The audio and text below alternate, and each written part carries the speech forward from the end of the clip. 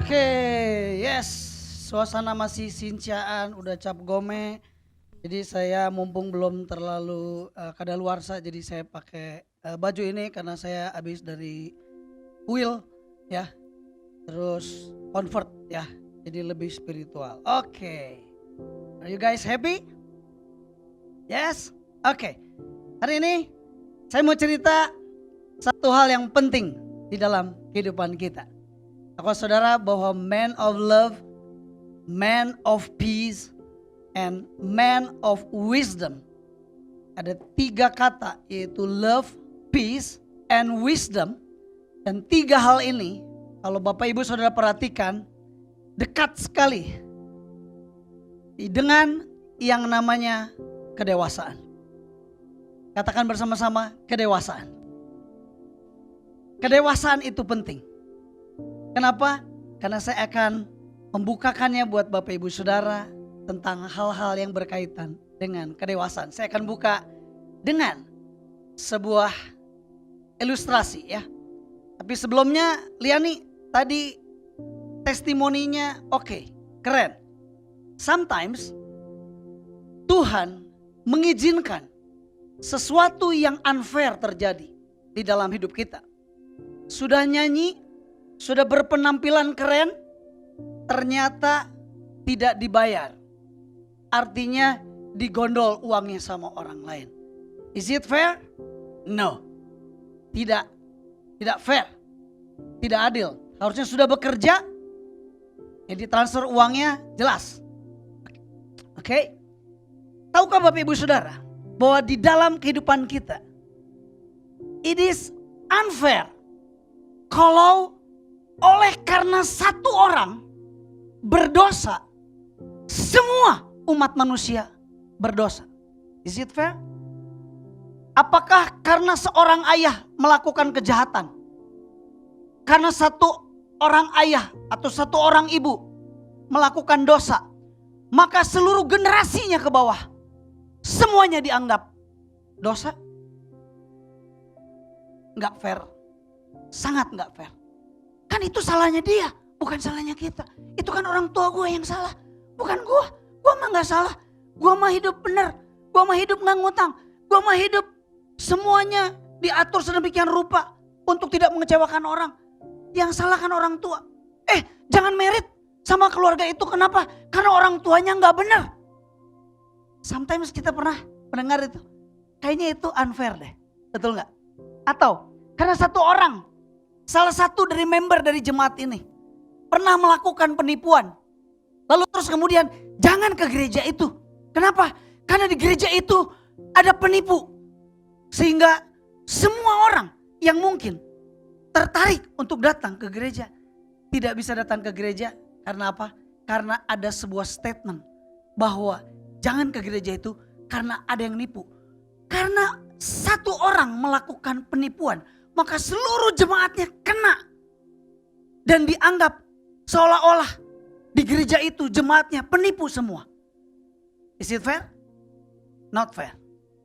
Oleh karena satu orang bernama Adam melakukan dosa, maka seluruh umat manusia dikatakan di Roma 3 ayat 23. Semua orang telah berbuat dosa dan telah kehilangan kemuliaan Allah. Masa karena satu orang berbuat dosa seluruh dunia, bahkan yang nanti dilahirkan dari perut maminya, Nadia sekarang lagi mengandung. Nanti begitu anaknya lahir, semua orang telah berbuat dosa. Kata Nadia, gua salah apa? Yang salah kan Adam, bukan gua. Tapi dengar baik-baik. Seringkali kita merasa bahwa hidup itu unfair. Ada orang-orang yang melakukan kejahatan, menipu kita, mengambil apa yang bukan menjadi haknya. Kita seringkali merasa bahwa hidup unfair. Iya, Bapak Ibu Saudara? Benar? Dengar baik-baik. Apakah unfair menurut saudara? Oleh karena satu orang mati di kayu salib, maka seluruh dosa dunia dihapuskan? It's unfair. Tapi anehnya, kalau statement yang kedua, kita happy, kita senang. Karena apa?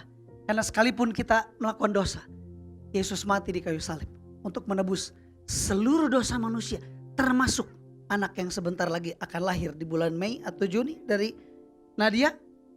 It's unfair. Tapi dengar baik-baik, Liani. Is it fair kalau kamu sudah nyanyi, terus kemudian harusnya fee itu nyampe ke rekeningmu, tapi tidak nyampe? Is it fair? Unfair. Kenapa? Karena kamu sudah melakukan sesuatu dan orang tidak membayar apa yang menjadi seharusnya milikmu. Betul? Is it fair for you? Kamu tidak melakukan apa-apa, tetapi ada orang yang membayari.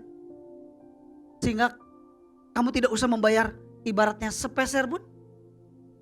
It is unfair. Tapi seringkali Tuhan izinkan sesuatu yang unfair, yang gak enak terjadi dalam hidupmu. Untuk suatu hari nanti engkau akan mengalami sesuatu yang luar biasa, yang unfair, tapi itu menguntungkan hidupmu. Do you believe that? Apakah saudara mempercayai itu? Bilang kiri kanannya, unfair itu biasa. Bilang kiri kanannya, unfair itu biasa. Tapi itulah cara Tuhan untuk memelihara anak-anaknya. Saya memberitahu kepada Liani bahwa gak apa-apa, Li, dalam hidup seringkali kita merasakan sesuatu yang unfair. Tuhan izinkan supaya suatu hari nanti engkau akan melihat, selama respon kita baik dan benar, maka Tuhan akan mengizinkan sesuatu yang unfair tapi menguntungkan kita terjadi dalam kehidupan kita. Yang percaya katakan amin. Oke, sekarang kita belajar tentang maturity. Ada sebuah ilustrasi. Di dalam kekristenan, kita sering mendengar antara hubungan kita dengan Tuhan kita itu digambarkan dengan berbagai macam, atau bahkan kita menggambarkan Tuhan kita dengan berbagai macam ilustrasi. Salah satunya atau beberapa hal yang kita bisa lihat, oke? Yaitu apa? Pertama, Bapa dan anak. Betul? Hanya kekristenanlah yang menyebut Tuhannya dengan sebutan Bapa.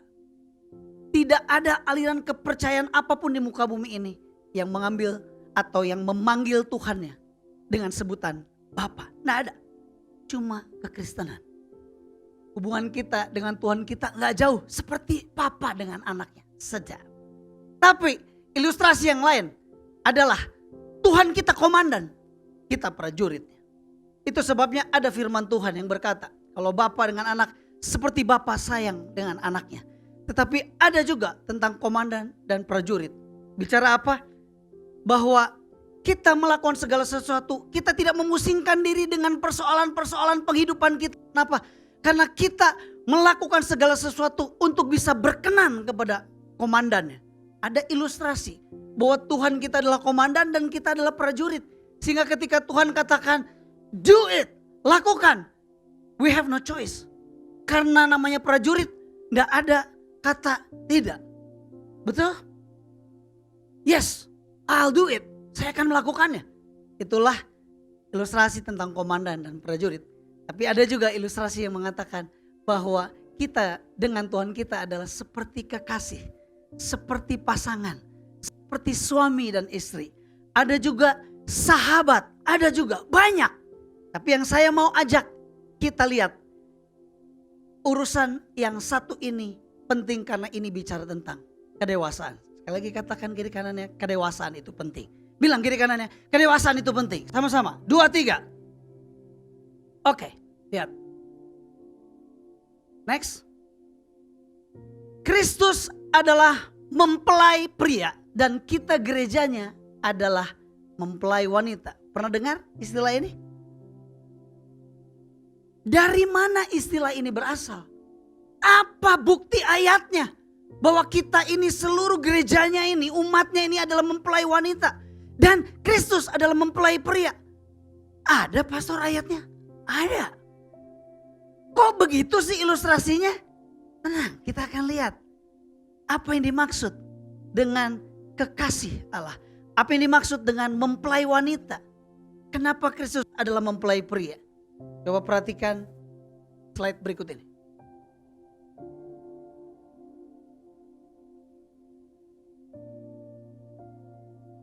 Coba. Nah, Ini ya ayatnya. Sebab yang menjadi suamimu ialah dia yang menjadikan engkau. Wow, ada kabar baik. Terima kasih. Ada kabar baik bagi wanita-wanita yang ditinggalkan oleh suaminya. Atau suaminya kurang berfungsi sebagai seorang suami. Firman Tuhan katakan, sebab yang menjadi suamimu adalah dia yang menjadikan engkau. Wow. Wow, ada penghiburan. Beberapa di antara kita mungkin ditinggalkan oleh suaminya.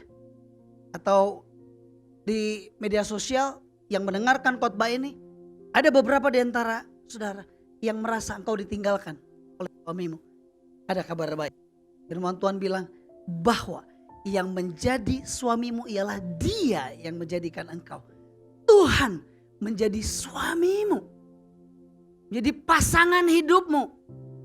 Dengar baik-baik. Tuhan semesta alam namanya yang menjadi penebusmu ialah yang maha kudus. Allah Israel, ia disebut Allah seluruh bumi. Yang percaya katakan amin. Lalu berikutnya di Hosea 2 ayat 18 diteguhkan lagi. Dikatakan demikian. Aku akan menjadikan engkau istriku, kata Tuhan. Wow. Kita gerejanya dijadikan istrinya, mempelai wanitanya. Untuk selama-lamanya tidak ada yang bisa memisahkan kita. Hubungan yang kekal antara kita dengan Tuhan kita. Aku akan menjadikan engkau istriku dalam keadilan dan kebenaran, dalam kasih setia dan kasih sayang. Ada kasih dan setia. Enggak cuma kasih doang, tapi setia. Wow, itu juga keren. Kayaknya mungkin kalau janji nikah berikutnya perlu meneladani kalimat ini, ya. Aku berjanji bahwa aku akan menjadi pasangan dalam keadilan dan kebenaran, dalam kasih setia dan kasih sayang selama-lamanya. Seperti yang firman Tuhan katakan. Di Wahyu 19 ayat yang ke-7 berkata, marilah kita bersukacita dan bersorak-sorai dan memuliakan Dia. Karena apa? Karena hari perkawinan anak domba telah tiba dan pengantinnya telah siap sedia. Ada perkawinan, ada anak domba yaitu Yesus Kristus, anak domba Allah, dan pengantinnya telah siap sedia. Ini bicara tentang pasangan. Kristus adalah kepala, kita adalah jemaatnya. Kristus adalah mempelai pria, kita adalah mempelai wanita. Katakan, kita mempelai wanitanya. Coba bilang kiri kanannya, kita mempelai wanitanya. Amin. Oke, Yohanes 1 ayat 36 berkata, dan ketika ia melihat Yesus lewat, ia berkata, lihatlah anak domba Allah. Jelas, perkawinan anak domba, yaitu antara Yesus sebagai mempelai pria dan kita sebagai jemaatnya, sebagai mempelai wanitanya.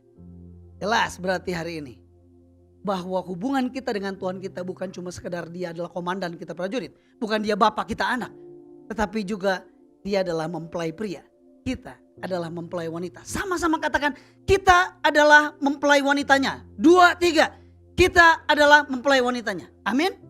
Sadari ini, di dalam kekristenan tambah lagi sebuah wawasan bahwa bukan cuma bapak dan anak, bukan cuma komandan dan prajurit, tapi mempelai pria dan mempelai wanita. Next. Lihat, udah, ternyata bisa sekarang udah ya. Dewasa versus anak-anak. Mempelai pria tidak mungkin menikahi mempelai wanita yang masih anak-anak. Setuju? Ada nggak di sini? Saudara yang berusia 30 tahun, terus kemudian ingin menikah dan ingin menikahi anak berusia 7 tahun. Ada? Nggak ada. Nggak mungkin. Karena mempelai pria pasti akan mencari seorang mempelai wanita yang sudah dewasa. Hanya orang yang kurang segejelik. Ya, hanya mereka yang agak kurang sesetrip yang mau menikah sama anak-anak. Tidak mungkin orang dewasa mau menikahi seorang Carol. Gak mungkin, masih kecil. Gak mungkin, di pelaminan Carol masih kecil. Terus menikah, gak mungkin. Dan saya yakin mami papinya juga gak mungkin ngasih. Kalaupun dia mau kaya raya, sekaya raya apapun. Gak mungkin ada yang melamar Carol masih kecil, masih TK terus dikasih Gue mah udah gak apa-apa lah, yang penting mah gak mungkin. Karena dia pasti cari seseorang yang dewasa. Katakan dewasa. Artinya kedewasaan adalah hal penting buat Kristus karena dia adalah mempelai pria. Dia pasti akan menjemput mempelai wanitanya yang dewasa, bukan anak-anak. Coba lihat kiri kanannya, ada yang wajahnya masih anak-anak. Orang bilang, saya wajahnya seperti anak-anak. Nggak tahu ngebohong, nggak tahu cuman mau memuji saya, nggak tahu gimana. Tapi memang saya dan istri saya adalah pasangan yang tidak populer. Baik dari tipe kepribadian tidak populer. Maupun dari wajah pun tidak populer. Why? Karena begini. Karena pada saat saya menjemput istri saya di sebuah bank asing.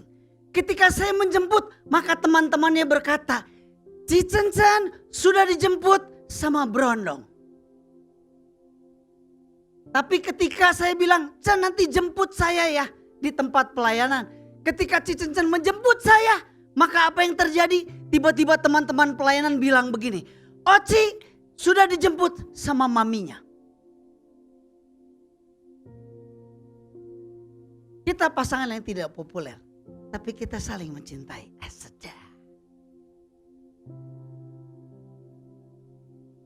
Kita tidak bisa menahan untuk orang tidak membicarakan kita.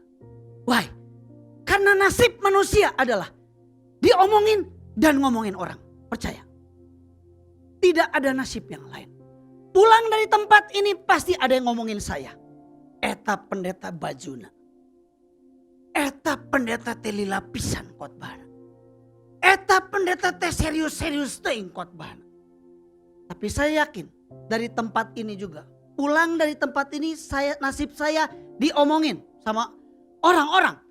Tapi keluar dari tempat ini juga saya pasti akan ada ngomongin orang. Kenapa? Karena saya bisa lihat wajah saudara dari sini. Dan saya bisa ngobrol sama istri saya.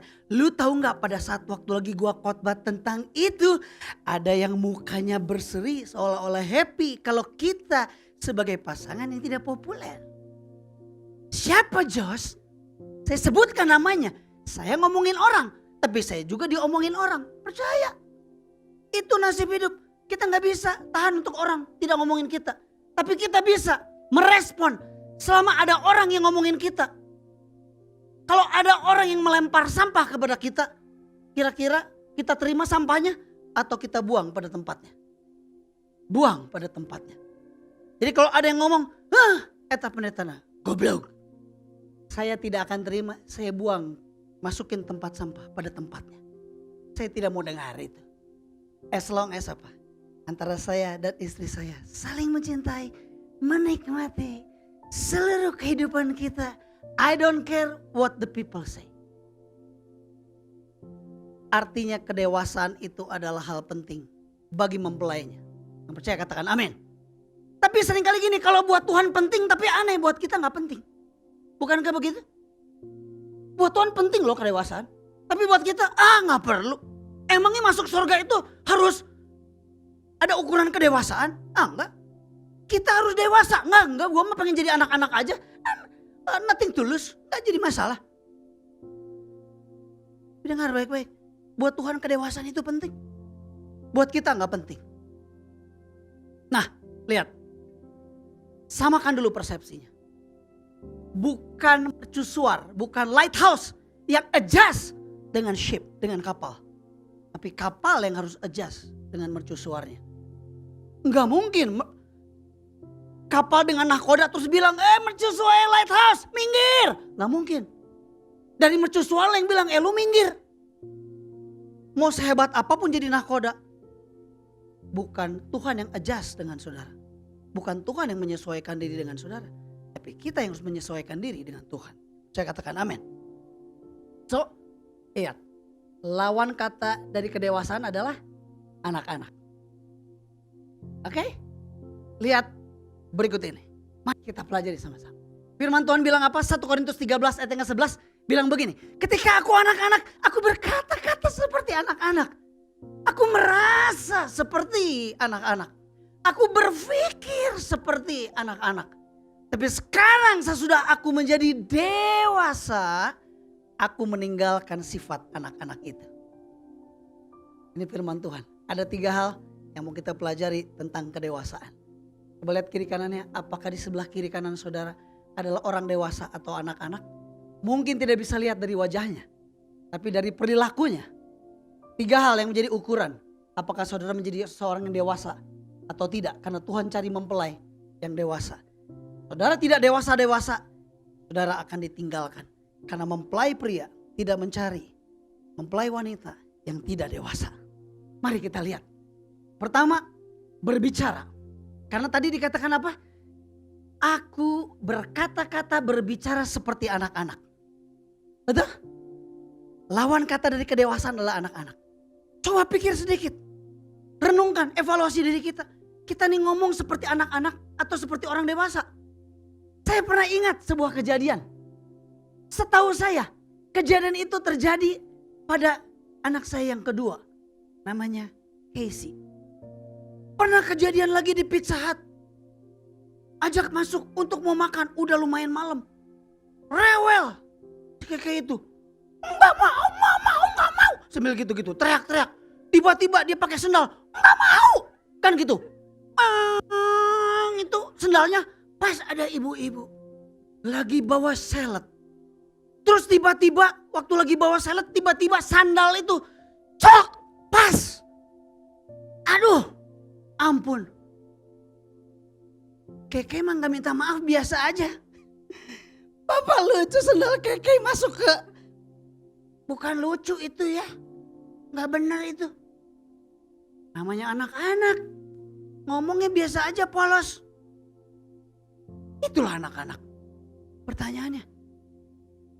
Mempelai pria tidak mungkin mencari mempelai wanita yang kekanak-kanakan. Harus yang dewasa. Apa bukti bahwa ada orang yang mungkin secara tubuhnya dia dewasa, tapi perilakunya anak-anak kelihatan dari statement-statement yang diucapkan, kalimat-kalimat yang diucapkan. Makanya hati-hati karena perkataanmu akan menunjukkan apakah engkau dewasa atau tidak. Percaya katakan amin. Ayub 2 ayat 10. Makanya hati-hati kalau ngomong, jangan sembarangan. Tetapi jawab Ayub kepadanya. Ini ujian buat seorang Ayub. Konglomerat, kaya raya, anak-anaknya cakep-cakep, cantik-cantik. Punya harta sangat banyak, habis dalam waktu 1 hari. Termasuk istrinya. Mulutnya enggak dijaga. Mulutnya bicara begini. Ayub, mau sampai kapan engkau bertahan seperti ini? Kutukilah Tuhanmu. Ayub bilang, engkau bicara seperti perempuan gila.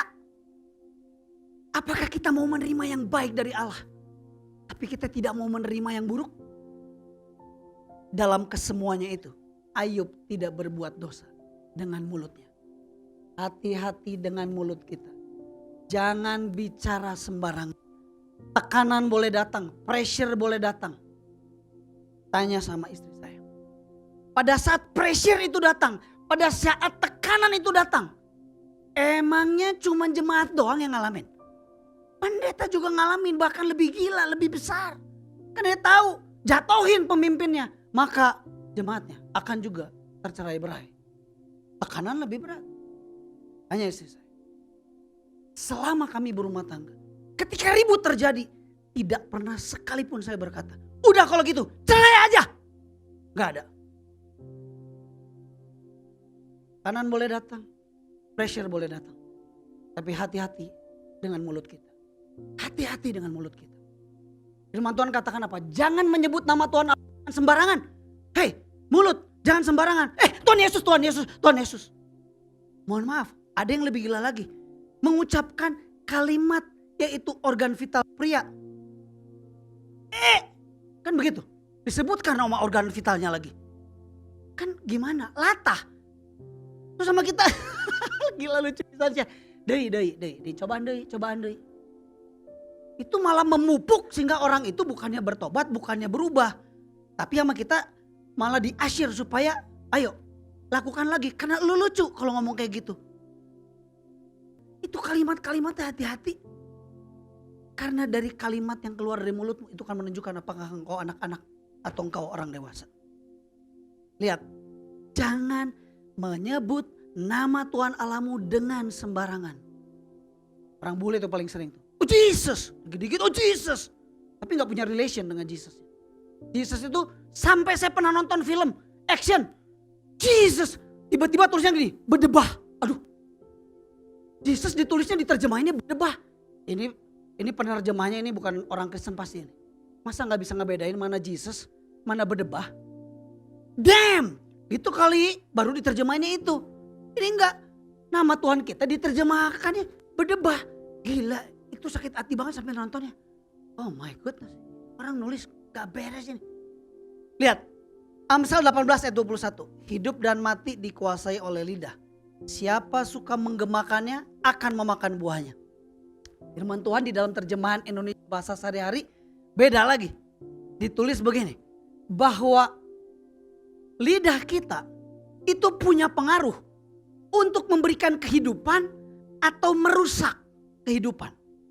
Lewat perkataan kita. Hati-hati dengan perkataan kita. Gak usah senggol kiri kanannya. Gak usah. Senggol dirimu. Gak usah. Lu gak usah. Gak usah. Makin gak mau berubah makin disenggol. Percaya. Ngapain lu nyenggol-nyenggol gue? Gak usah. Diam aja, biar aja.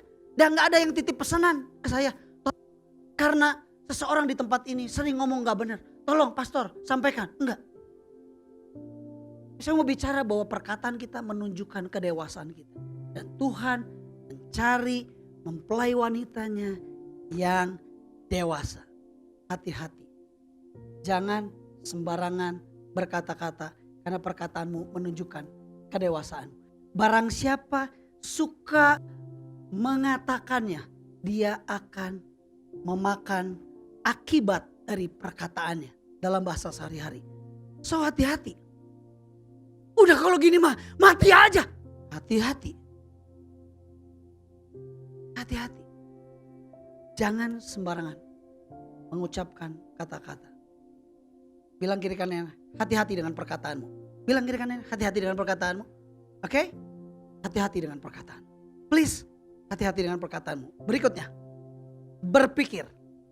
Karena tadi berkata seperti anak-anak, tapi yang kedua berpikir seperti anak-anak. Yes? Oke. Kenapa? Anak-anak itu tidak dianggap sebagai seseorang dewasa karena pikirannya pendek. Saya masih ingat. Ada kejadian-kejadian dalam hidup yang menunjukkan anak-anak tuh pikirannya pendek, gak pikir panjang. Kadang seringkali gak tahu malu. Iya gak? Dulu Brian waktu lagi kecil. Ada tamu datang di ruang tamu. Tiba-tiba Brian telanjang bulat. Langsung keluar. Apa? Masuk ke dalam. Pakai pakaian dulu. Ih papa lucu. Loh saya yang lucu? Gimana sih? Masuk. Pakai pakaian. Dulu Keke dan Brian main di halaman rumah. Ada kayak apa itu, balon yang dibikin seperti kolam. Dua-duanya bugil. Main air di situ. Atau malu? Pikirannya pendek. Dia gak nyampe bahwa ada orang-orang yang ngelihat. Firman Tuhan katakan di Kejadian 5 ayat 29-34. Ini kisah kejadian. Jangan sampai ada yang seperti ini. Pada suatu kali Yakub sedang memasak sesuatu, lalu datanglah Esau dengan lelah dari padang. Kata Esau kepada Yakub, berikanlah kiranya aku menghirup sedikit dari yang merah-merah itu. Karena aku capek, aku tuh lelah. Itulah sebab namanya disebut Edom. Tetapi kata Yakub, jual dulu kepadaku hak kesulunganmu. Seperti yang kita ketahui, Esau itu anak sulung. Dan di Israel, anak sulung itu mendapat hak kesulungan. Bukan bungsu, bukan anak tengah. Itu hak istimewa. Yakub, lu pengen red bean ya? Pengen kacang merah? Boleh, jual dulu hak kesulunganmu. Saud Esau, sebentar lagi aku akan mati. Apa gunanya bagi kau hak kesulungan itu? Gak ada gunanya. Kata Yakub, ayo make a deal dulu. Bersumpah dulu. Maka bersumpahlah Esau kepada Yakub dan dijualnya hak kesulungan kepadanya. Lalu Yakub memberikan roti dan masakan kacang merah itu kepada Esau. Ia makan dan minum lalu berdiri dan pergi. Demikianlah Esau memandang ringan hak kesulungan itu. Hei, jangan anggap enteng hidup. Ya, pikir rada panjang. Orang yang pikirannya pendek seringkali dalam tekanan memutuskan sesuatu yang tidak seharusnya dia putuskan. 2 Timotius 3 ayat 4 berkata apa? Suka mengkhianat, tidak berpikir panjang. Berlagak tahu. Lebih menuruti hawa nafsu daripada menuruti Allah. Pikirannya pendek. Saya berdoa supaya di tempat ini kita berubah. Dari yang pikirannya pendek menjadi pikirannya panjang. Pikir ke depan. Anak-anak tuh seringkali berpikir pendek. Pikirannya panjang. Yang penting gue happy sekarang. Yang penting gue bisa menikmati sekarang. Dia gak memikirkan apa yang terjadi. Salah satu kendaraan yang ada saat ini, asuransinya sudah habis. Jadi mobil itu tidak ada asuransinya. Bolehkah anak saya yang sudah bisa mengendari mobil itu meminjamnya untuk memakainya? Bisa. Tadi malam saya baru ngomong sama Brian. Brian, masalahnya ini gak ada asuransinya. Jadi kalau gak ada asuransi, kalau sampai ada apa-apa, maka kita keluar lebih besar. Satu hari kita sempat kontakkan ya Wan. Lagi mau menjemput Brian. Kami di jalan berdua lagi di tol Cikampek. Lalu kami ada di jalur sebelah kanan. Hujan besar. Hujan mulai sedikit raat. Sudah mulai agak sedikit reda. Kami ada di jalur kanan. Sebelah kiri kami juga ada mobil. Sebelah kiri juga ada mobil. Dan kita lihat di kaca spion di belakang. Itu ada mobil jenderal di belakang. Terus kemudian ada mobil warna putih satu lagi. Seperti kayak Honda Jazz begitulah. Lalu kemudian ada bus dari jauh kelihatan. Kami sudah ngerem karena ngantri.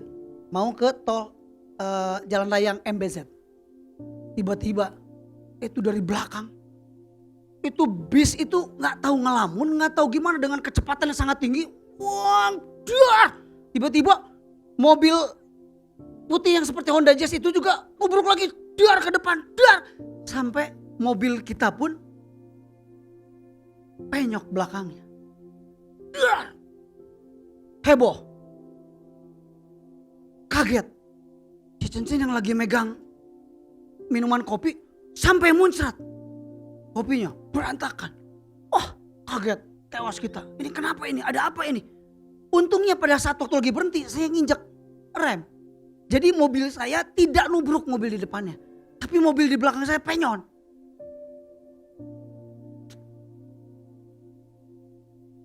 Puji Tuhan.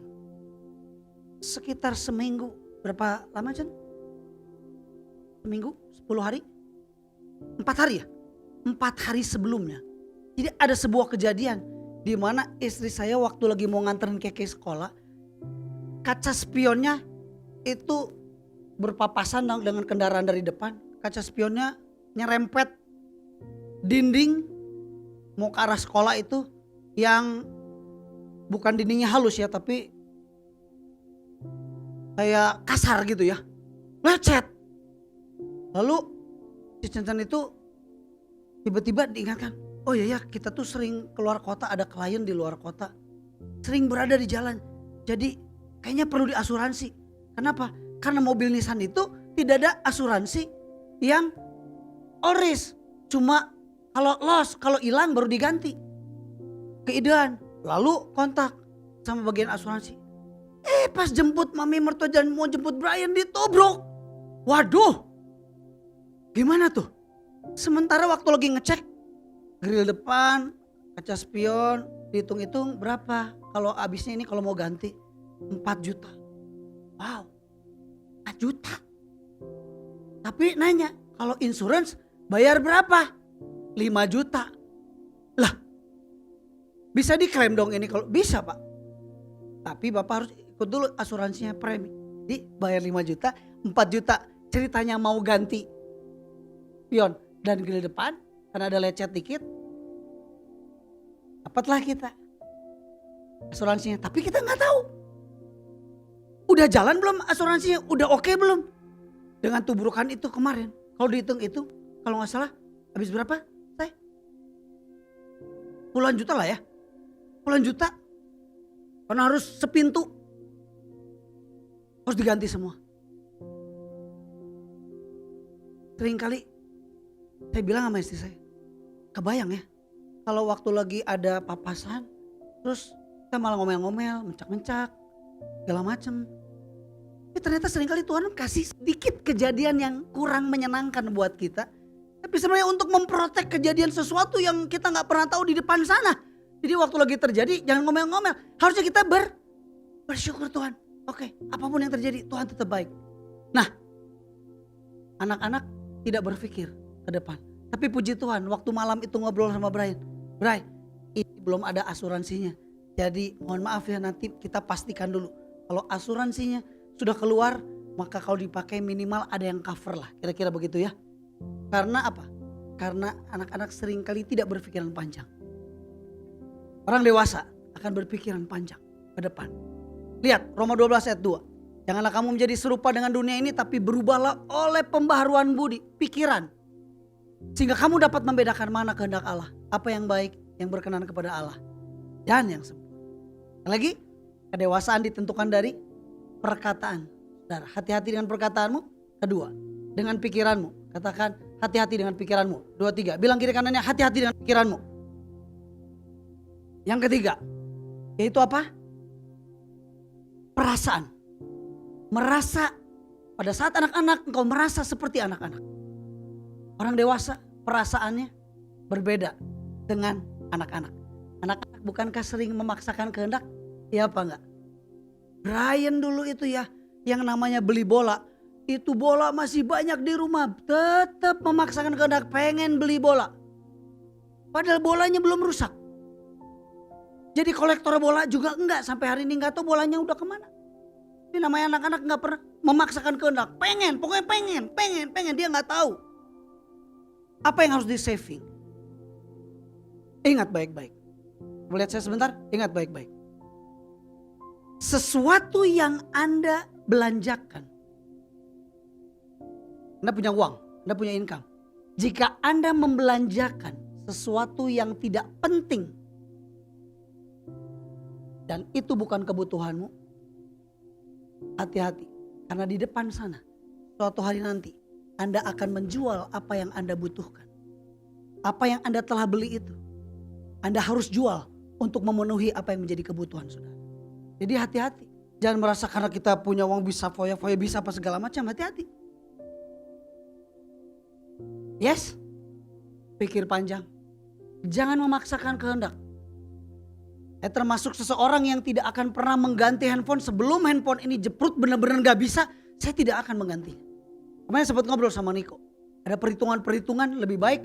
Masih ada harganya, jual aja kok. Tapi saya memang bukan tipe seperti itu. Karena apa? Teknologi gak akan habis-habis nih. Ganti lagi. Keluar duit lagi, ganti lagi. Dan semua orang pakai itu. Kalau gak pakai itu kayaknya kita gimana? Enggak. Saya bukan tipe seperti itu. Terima kasih buat idenya untuk mengkalkulasi daripada nanti gak ada harganya. Uang yang dikeluarkan pun, dan seumur saya, waduh, kalau rubah-rubah lagi, biasa geser ke kiri, ke kanan. Biasanya geser ke kiri, ini ke atas. Kan perlu adjustment lagi. Gak mudah. Jangan memaksakan kehendak. Bilang kiri kanan, jangan memaksakan kehendak.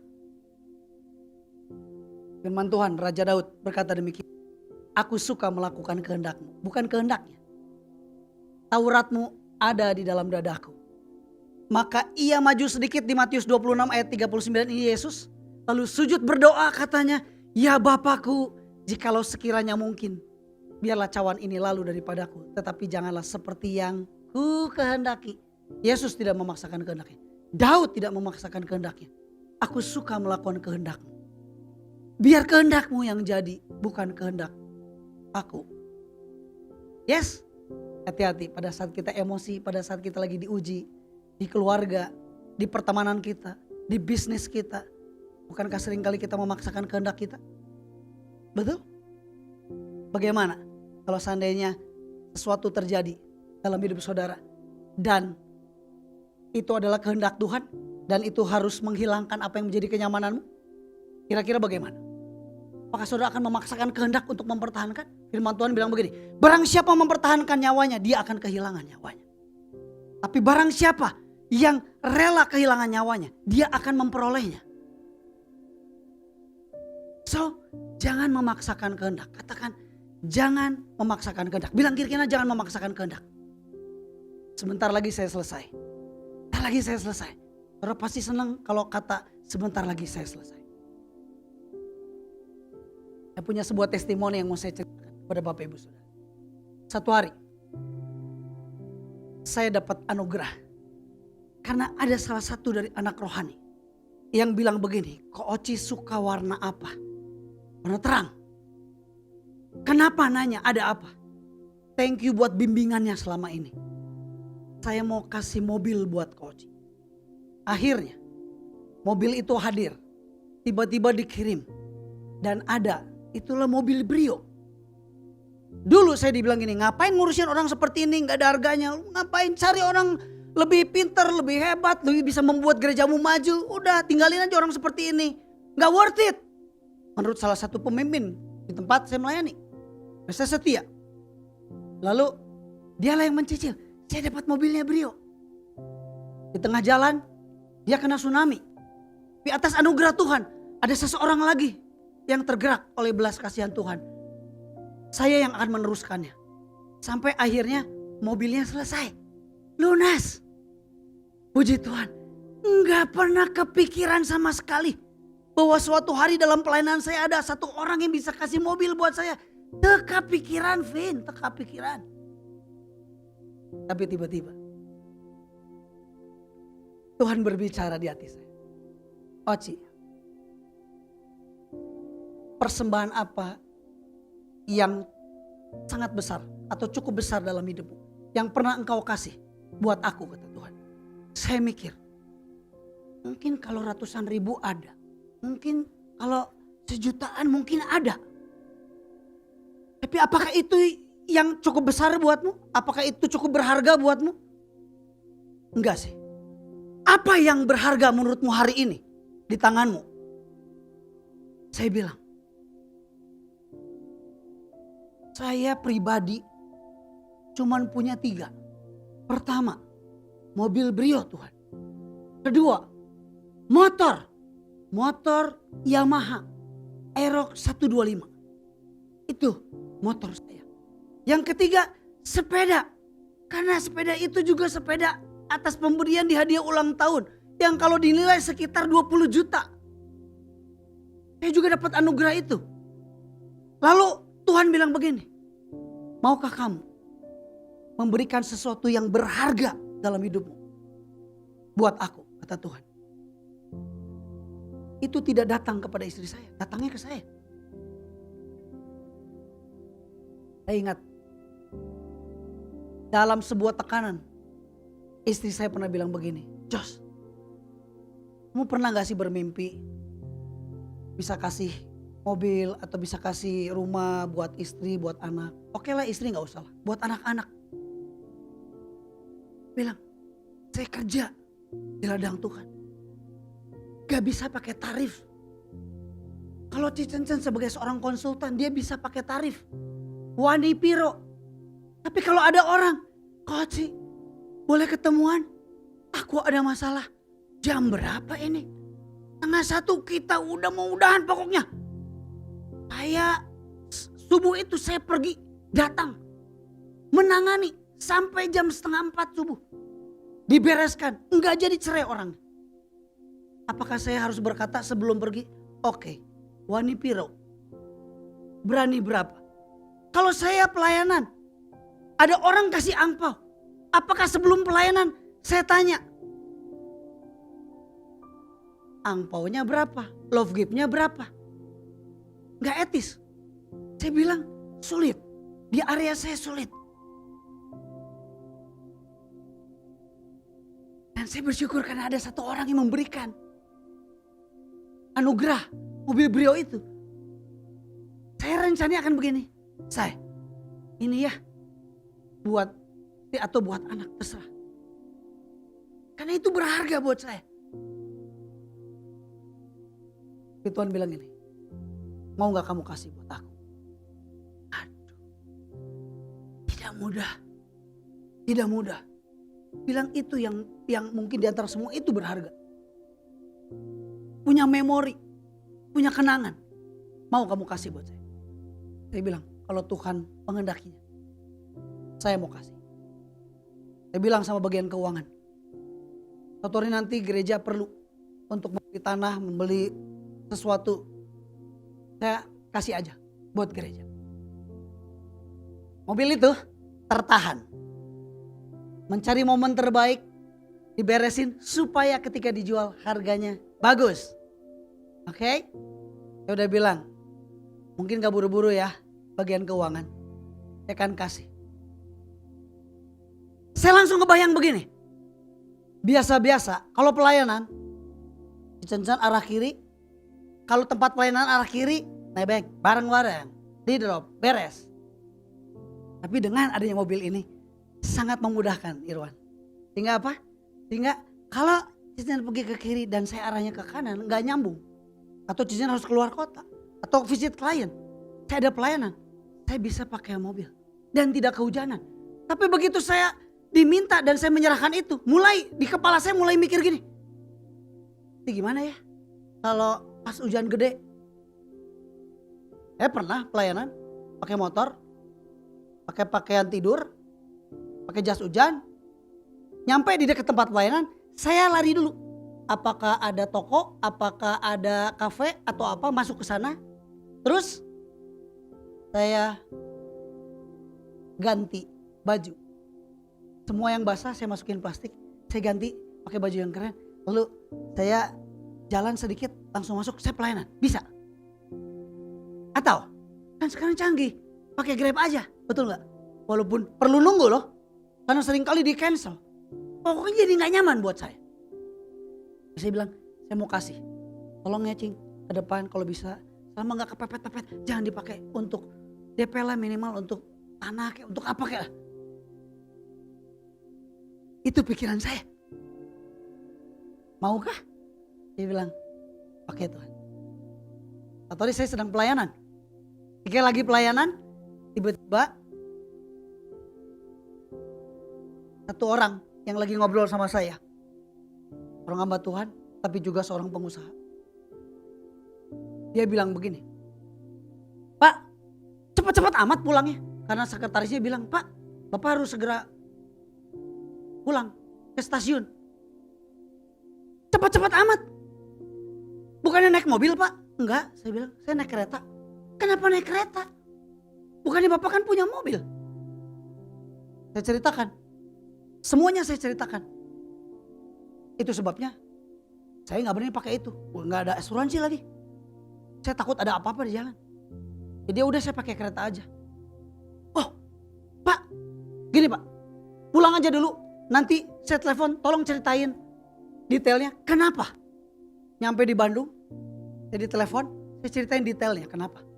Langsung, Bapak ini bilang begini, Pak, gak usah dijual Pak. Gak bisa. Itu komitmen saya. Terus kalau pelayanan gimana? Gampang Pak, masih ada motor Pak. Kalau kehujanan gimana? Gampang Pak, masih ada Grab. Gak apa-apa. Ya udah gini aja. Kalau sampai dijual, uangnya mau dikemanain Pak? Kasih buat gereja. Gini aja Pak. Saya punya banyak mobil. Bapak pakai aja mobil saya. Gak usah Pak, terima kasih Pak. Gak usah, terima kasih banget. Lalu dia tanya, mobilnya apa Pak? Brio. Gini aja Pak, Bapak cari penjualnya. Setelah tahu penjualnya berani berapa, tolong pembeli ya, pembeli. Oh siap. Cari pembelinya berani berapa, tolong kabarin. Akhirnya saya kontak, karena dulu pernah jual mobil juga, orang ini baik, kasih harga cukup baik. Jadi akhirnya disebutkanlah, sekian jumlahnya, harganya. Tapi sorry ya, aku nanya dulu. Belum tentu jadi ya, tapi aku nanya pasarannya. Sip. Hari itu, saya bilang sama anak saya, tolong kirim video thank you karena dikasih angpau. Waktu pelayanan, ini buat anak bapak angpau. Dia bilang, bikin video, kirim. Saya kirim. Ngapain Pak? Saya lagi ngajar anak. Walaupun tidak menerima di tangan ya, tapi harus belajar ucapkan thank you. Wow, luar biasa Pak. By the way Pak, thank you. Gimana Pak? Sudah ketemu belum harganya? Saya bilang, sudah. Harganya sekian. Pak, gini Pak ya. Bapak boleh renungkan, Bapak boleh pikirkan. Saya yang beli aja mobilnya. Saya kirim uangnya ke Bapak. Bapak pakai mobilnya, gak usah dibalikin ke saya. Gila gak? Wow. Jadi mobil itu sekarang bukan milik saya. Saya tidak punya karunia untuk memilikinya. Tapi saya punya karunia untuk menikmatinya. Saya renungkan ya Pak. 3-4 hari baru saya ngomong sama Pak. Pak, setelah saya renungkan, terima kasih buat kemurahan hatinya. Terima kasih buat kebaikan hati Bapak. Saya terima Pak. Dan saya berjanji saya akan merawatnya sebaik mungkin. Dan saya tidak akan mengecewakan kepercayaan yang Bapak kasih. Wow. Wow. Padahal saya udah mikir. Pelayanan pasti ribet. Pasti begini, pasti begini. Enggak. Bukan saya yang mengejar. Bapaknya yang mengejar. Saya tidak perlu mempertahankan kehendak saya. Keinginan saya. Belajar. Kalau Tuhan mau untuk kita melepas. Belajar lepas. Tidak ada sesuatu yang perlu dipertahankan dalam hidup. Saya minta izin sama kedua anak rohani saya. Karena apa? Karena yang satu, yang pertama yang telah mencicilnya, mohon maaf, bukan tidak menghargai. Saya bilang. Tapi Tuhan minta. Ya udah, terpaksa saya kasih. Dirilis dengan baik. Yang kedua pun saya ngomong supaya jangan ada image. Kebalik ya pendeta, gos dibere. Kalau kan dijual gelo ya. Tidak menghargai. Enggak. Saya minta izin dulu. Dan begitu diizinkan, oke. Sip. Dengar baik-baik. Berapa banyak di antara kita sebagai anak-anak, seringkali kita sering memaksakan kehendak kita. Mempertahankan apa yang menurut kita itu nyaman buat kita. Dengar baik-baik. Kedewasaan kita ditentukan oleh perkataan. Kedua, pikiran. Dan ketiga, selain pikiran apa?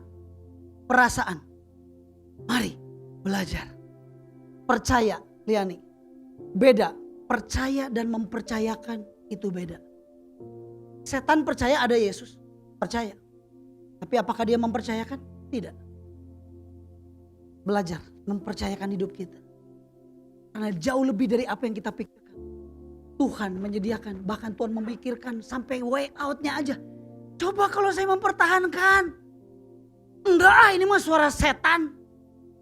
Saya tidak akan pernah punya pengalaman seperti itu. Bahkan ketika ada seseorang yang terkoneksi dengan saya dan saya cerita. Orang ini sampai bilang begini, Pak, cerita Bapak membuat saya sampai menangis.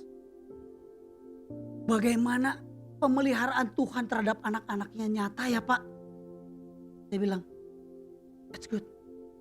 Puji Tuhan kalau cerita ini bisa memberikan sebuah inspirasi dalam kehidupan. Untuk percaya bahwa seringkali Tuhan meminta itu bukan untuk ambil, tapi untuk menukar. Bukan mengambil, tapi menukar. Katakan, bukan mengambil, tapi menukar. 2, 3. Terakhir dari saya. Efesus 4 ayat 13. Sampai kita semua telah mencapai kesatuan iman dan pengetahuan yang benar tentang anak Allah. Kedewasaan penuh. Ingat. Tingkat pertumbuhan yang sesuai dengan kepenuhan Kristus. Dalam terjemahan di New Living Translation dikatakan mature in the Lord. Di dalam Amplified Bible dikatakan apa? Growing spiritual. Wow. Growing spiritual. To become a mature believer. Jadi seorang yang percaya, yang dewasa.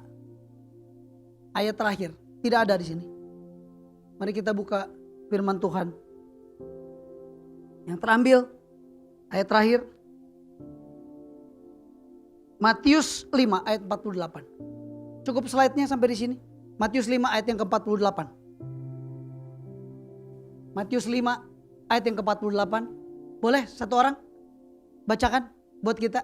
Matius 5 ayat yang ke-48.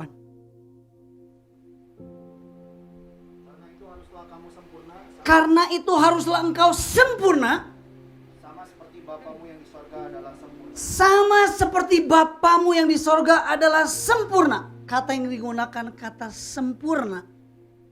Yang untuk manusia hendaklah kamu sempurna. Kata yang digunakan adalah teleios. Dan sempurna di situ ternyata bukan sempurna seperti yang kita, waduh gimana caranya supaya sempurna. Bukan. Tapi dikatakan teleios itu adalah mature, dewasa. Bahkan diterjemahkan di dalam Amplified Bible dikatakan demikian. Growing into spiritual maturity, both in mind and character. Actively integrating godly values into your daily life as your heavenly Father is perfect. Growing in spiritual, mature in spiritual. So saya berharap firman Tuhan ini memberi kepada kita sebuah penegasan. Saya berharap kita menjadi pribadi yang dewasa. Lewat perkataan kita. Apakah perkataan kita membawa damai? As a man of love. Apakah perkataan kita membawa peace? As a man of peace. Apakah perkataan kita penuh dengan hikmat? As a man of wisdom. Karena perkataan, pikiran, perasaan kita menunjukkan kedewasaan kita. Tuhan cari pribadi-pribadi yang dewasa. Katakan dewasa. So let's have this message this morning. Pengejaran kita. Saya mau jadi pribadi yang dewasa. Baik perkataan saya, pikiran saya, perasaan saya. Saya gak mau jadi anak-anak lagi. Saya mau menjadi pribadi yang dewasa. Growing in spiritual. To be like Christ. Christ's character. God's character di dalam hidup. Mari kita berdoa. Tundukkan kepala sejenak di hadapan Tuhan.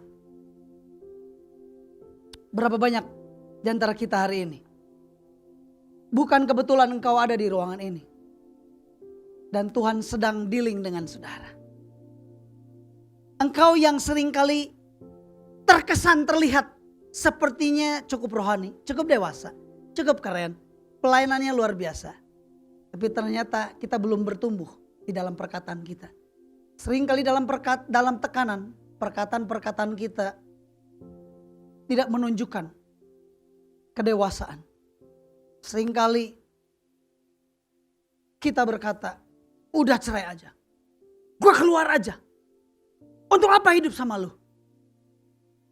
Bukankah seringkali kita seperti anak-anak perkataan kita tidak berpikir panjang pikiran kita?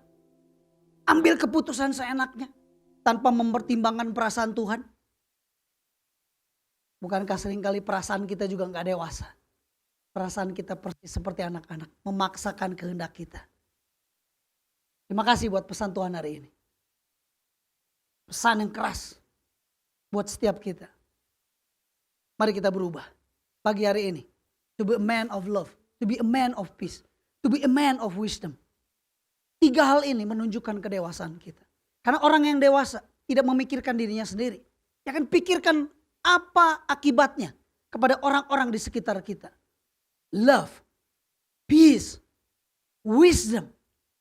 Biarlah perkataan, pikiran dan perasaan kita dipenuhi oleh kasih Kristus. Dipenuhi oleh kedamaian dari Kristus. Dipenuhi oleh hikmat Kristus. Sehingga dimanapun kita berada, kita bisa menyalurkan itu kepada orang-orang di sekitar kita. Berapa banyak di antara saudara yang mau meresponi firman Tuhan? Mari taruh tanganmu di dada. Kita berdoa. Lord,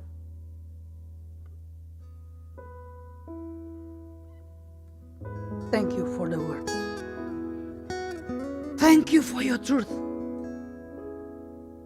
Terima kasih Engkau menegur perkataan kami, pikiran kami, perasaan kami yang seringkali seperti anak-anak. Kami mau dewasa Tuhan.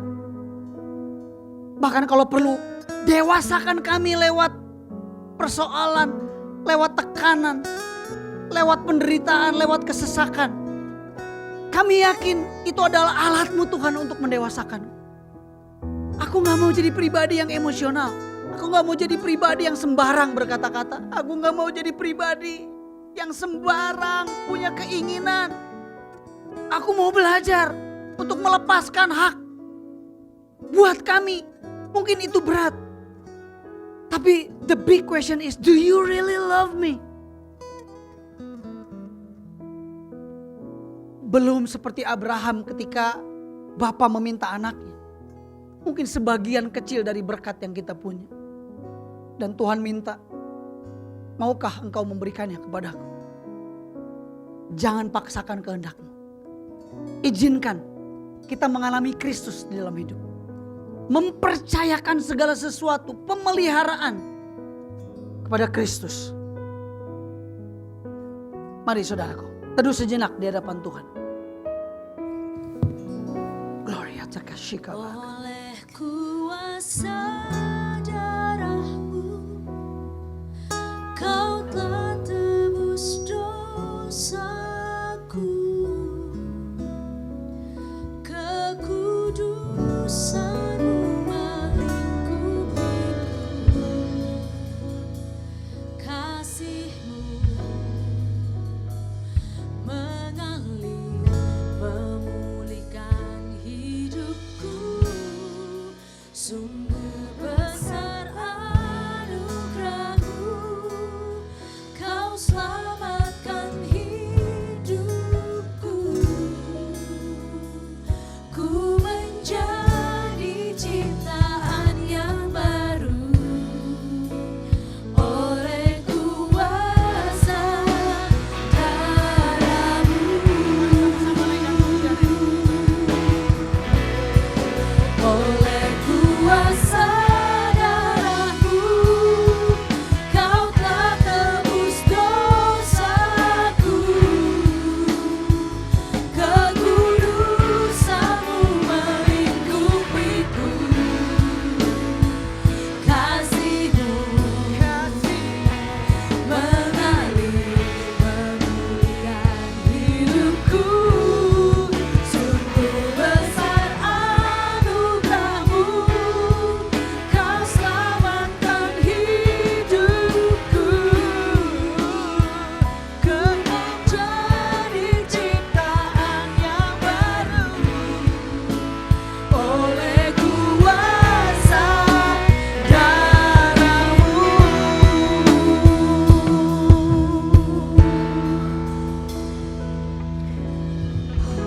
Yesus tidak menyayangkan nyawanya. Harta yang paling berharga adalah nyawa.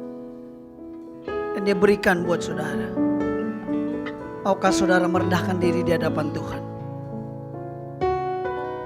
Menyerahkan apa yang menjadi hakmu. Menyerahkan mulutmu untuk dipakai oleh Tuhan. Menyampaikan perkataan-perkataan yang membangun, bukan perkataan-perkataan yang sembarangan. Pikiranmu dipakai untuk memiliki pikiran-pikiran Kristus.